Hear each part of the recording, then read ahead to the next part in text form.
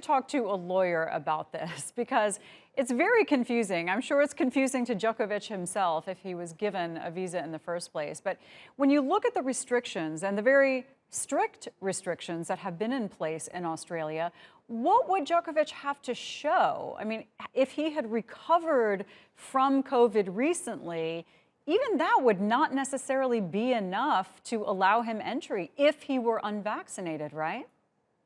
Okay, so look, I just want to clear up something your previous interviewee said. Great. He applied for a visa overseas. He was granted a visa overseas, but the process of getting into a country is a two-step process. At the border, you go through what is known as immigration clearance.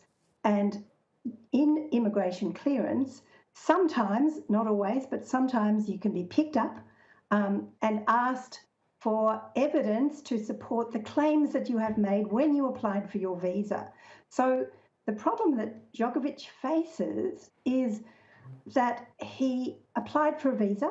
I don't even know whether it was the right visa or the wrong visa, but his problem is that at the point of entry, he had an exemption to play tennis given by Tennis Australia, but he made claims about his medical status that he was not able to back up in immigration clearance with the appropriate documentation.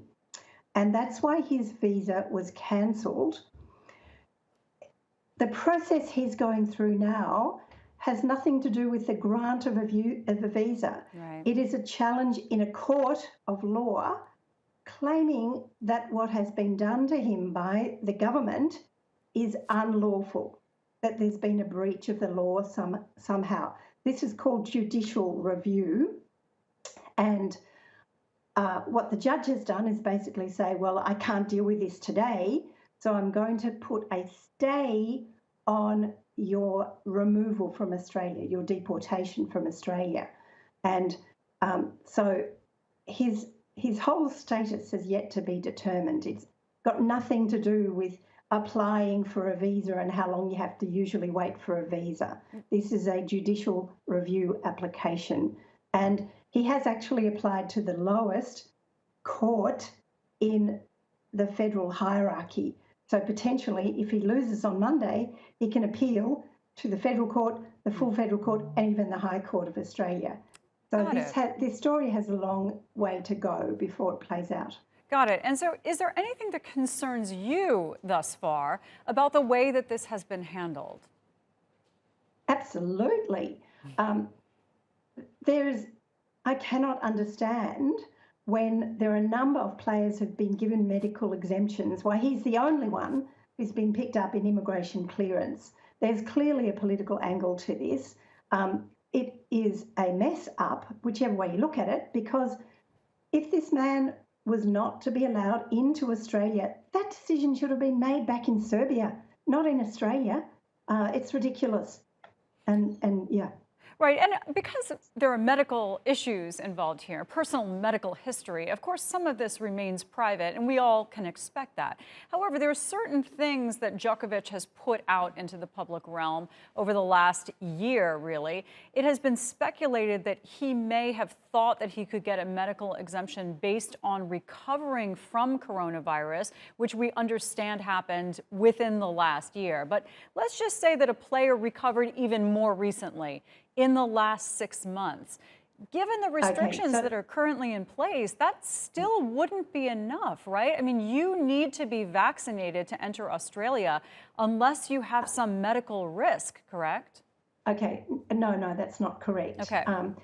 There are criteria for this entry for the visa, and one of the criteria is described as medical.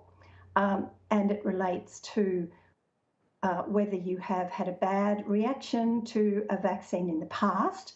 These are very medical type issues. I believe that there is also an exemption made for people who have had COVID but recovered within the last 6 months. So this is a ground for an exemption, but he couldn't meet that criteria because he had COVID in May 2020, which is more than, it's nearly a year away. So he just doesn't meet the criteria, basically, and his visa has been cancelled because he was supposed to meet the criteria for entry and he did not, and that's why they cancelled his visa. What I don't understand is why they made that decision at the border and not before he left the country. Yeah, and it's adding to the confusion.